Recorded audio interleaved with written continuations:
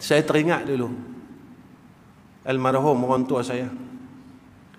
Hang kalau nak dapat pertolongan Allah, hang nak dapat rahmat Allah, hang kalau nak Allah jaga hang, hang amalkan bismillah 5. Tentang orang-orang lama tahu kan bismillah 5. Saya baca tuan-tuan.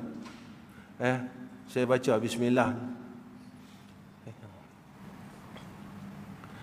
Bismillahi ma sya'allah la yasuqul khaira illallah.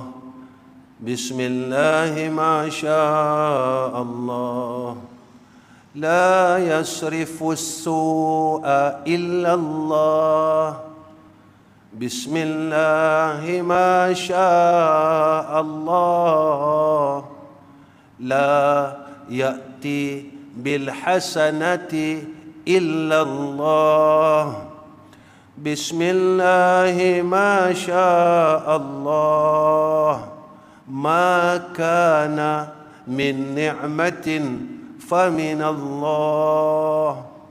Bismillahi ma sya'allah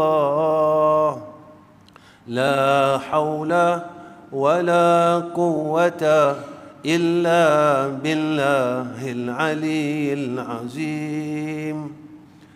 بسم الله ما شاء الله لا يسوق الخير إلا الله.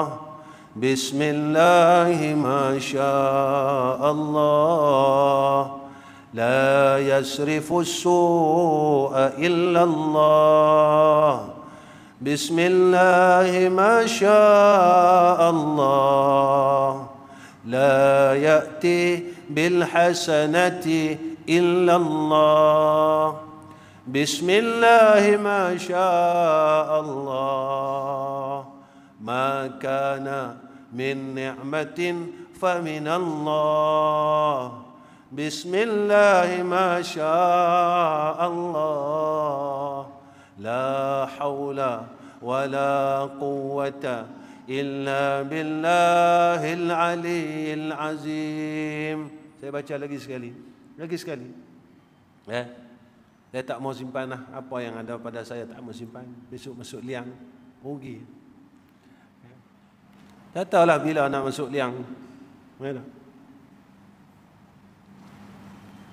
Nak masuk liang, tak tahu bila. Jika Allah panggil saya masa terdekat ni, saya redha lah tuan-tuan. Ya.